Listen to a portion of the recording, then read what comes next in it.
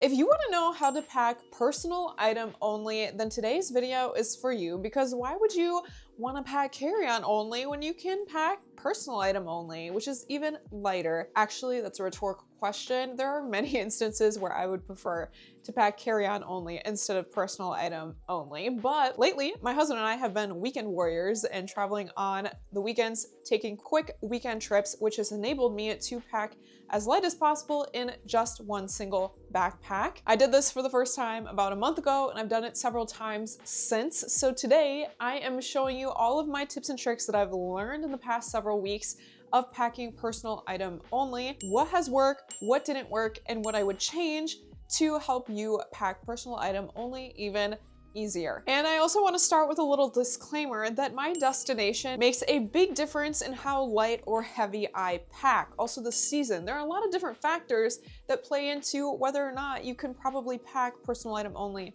or not, at least for me as a historically chronic overpacker. And for these weekend trips, we've been taking a lot of weekend trips this year to national park areas in the United States, meaning I'm packing lightweight leggings, base layers, thin packable down jackets.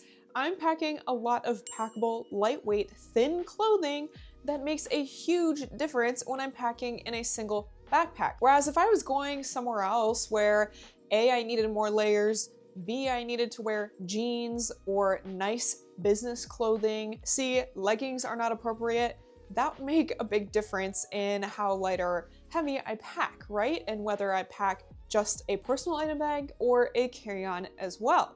I have lots of other videos about how to pack carry-on only and maximize a carry-on suitcase, so you can check those out too. But I just want to say the destination can make a big difference in how light or not that you pack. And for me, for our trips lately, I've been able to pack leggings. I've been able to pack athleisure wear. Other places, athleisure wear is not really the cultural norm. In somewhere that isn't the United States, where it is very, very common to wear athleisure on a day-to-day basis. That's not the case everywhere. And we've been going to hiking destinations where it's definitely the case to wear athleisure wear on a normal day. That makes packing light a lot easier. I just want to give you a realistic look in how I've been packing personal item only and how you can definitely pack personal item only too, but I wanted to be realistic because the internet is sometimes not realistic. So I wanted to be honest in saying that destination does make a big difference. All of that aside, now let's get into my best tips on how to pack personal item only so that you maybe can too for your next destination.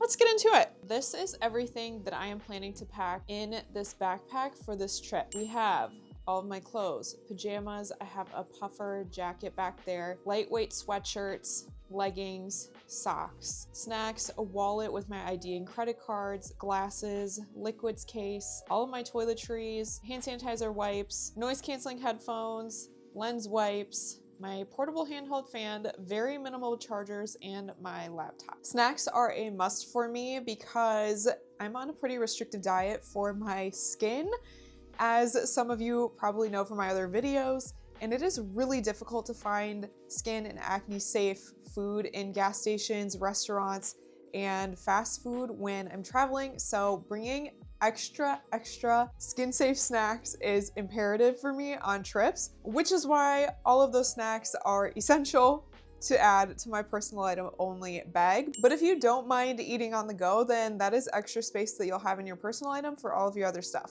Bulkiest item first is my puffer jacket, my Columbia packable down jacket, and I am going to put it in this vacuum seal bag to press the air out and make it condense a lot flatter so that it fits in my personal item easier. This worked really well last time. The only difference being that this is the only bulky item that I am bringing. I am not bringing a bulky sweatshirt this time around. While it was really cozy and nice to have our last trip, I have decided that I do not need it this trip. I'm bringing thinner sweatshirts instead. So this is the only item I am putting in this vacuum seal bag.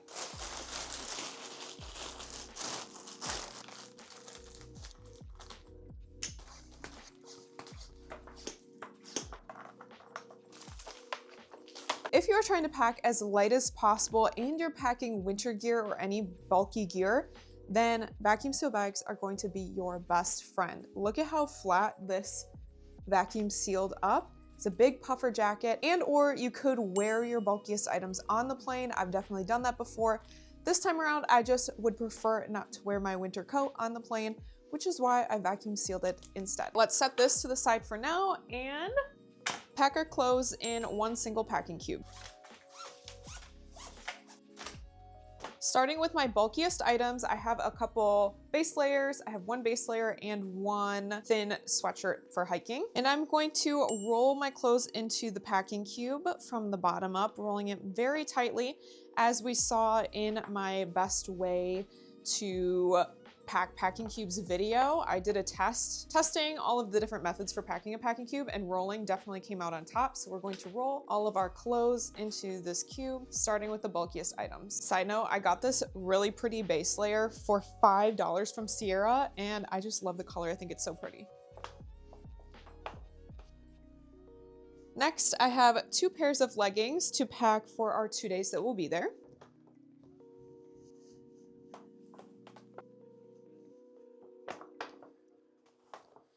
One set of pajamas for the 2 nights we'll be there. This is the same pair of pajamas I packed in the last video, but don't worry, they are clean. They just packed really well because they're nice thin cotton material, so I'm packing them again.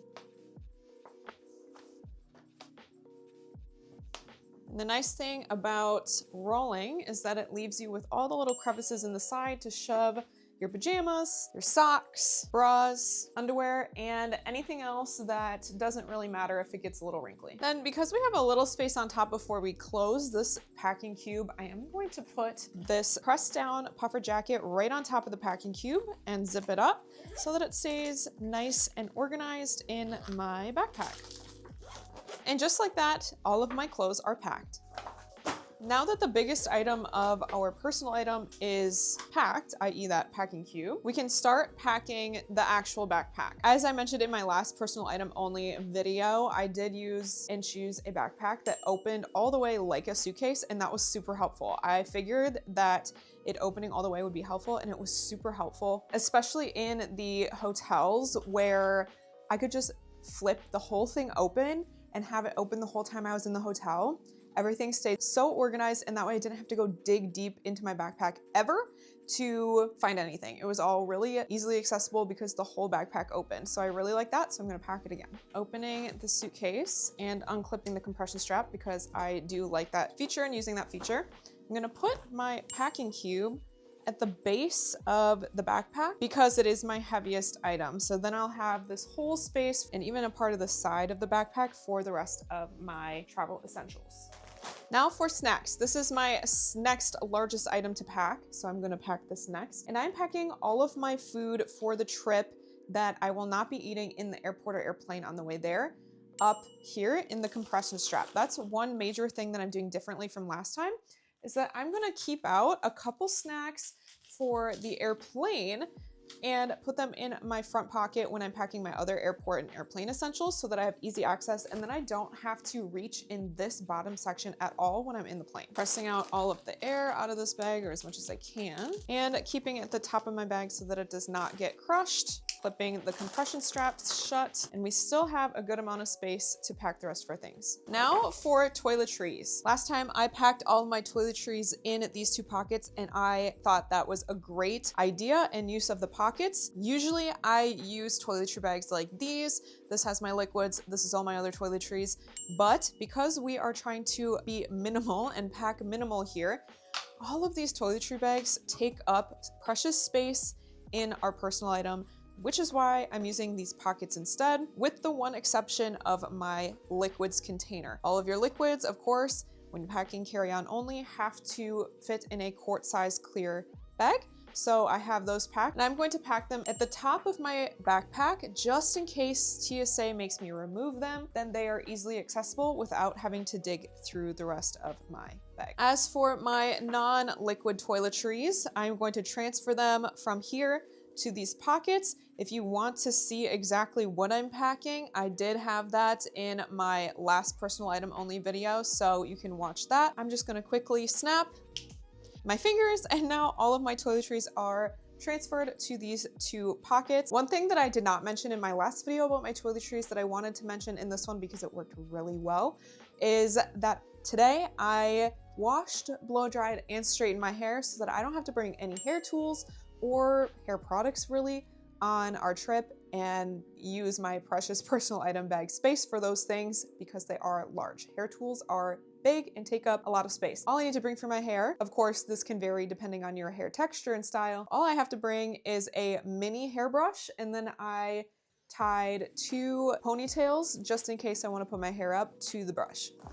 Oh, and one last thing about toiletries. I also did as much personal care things to do at home before we leave so that I don't have to bring those things with us. So obviously I already mentioned my hair, but also facial hair removal, shaving, all of those things. I don't have to bring any of those things because I did it today and we're only going to be gone 2 nights. So we'll be good for the whole trip. A couple other random things I want to pack. My large empty water bottle. Again, like the last weekend trip, we will be driving a lot. And I want to make sure that I have enough water while we're driving and out of our hotel the whole day. So I'm bringing my empty, that's a very important keyword when you're traveling with just a personal item, empty large water bottle. And then also my filming mic set in case I want to film. And I'm going to put those in the little gaps that I have. So I'm going to put my mic set down here, and then I'm going to put my water bottle, since it is so big, I think I'm going to clip it to the front of my backpack and we can zip this up. Now for the front and back pockets of the backpack, all of my airplane essentials and airport essentials, everything that I'm going to want access to easily on our way there to and from is going to go in this large front pocket, namely chargers, putting them at the bottom because I probably won't need them in the plane, handheld fan, hand sanitizer wipes, my fully charged noise canceling headphones. One last thing that I alluded to earlier that I want to put in this front pocket are my airplane and airport snacks. That way I don't have to open this large section at all. Everything can just stay nice and organized in that section. So I'm going to put just a bag of avocado oil chips and some of these fruit snacks, as well as my favorite non-dairy, also non-liquid powder creamer. It's a powdered coconut creamer, which is great for travel, not only because it is a single serving, but also because it's powder, so it doesn't count towards your liquid space. Try to flatten that out as much as I can. My sunglasses, which I definitely won't need for our night flight, so I'm going to put them towards the bottom.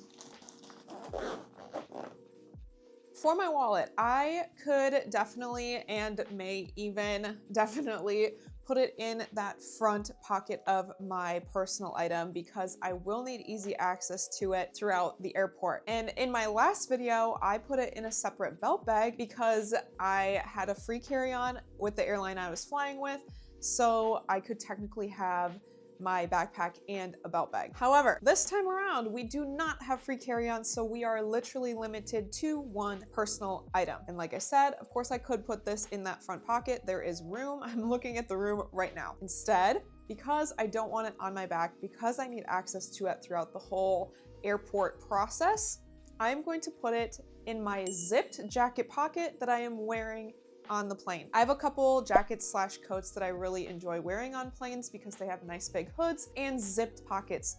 Zipped is another important feature of this because you don't want it falling out or being stolen in the airport. So I zip it in my jacket pocket.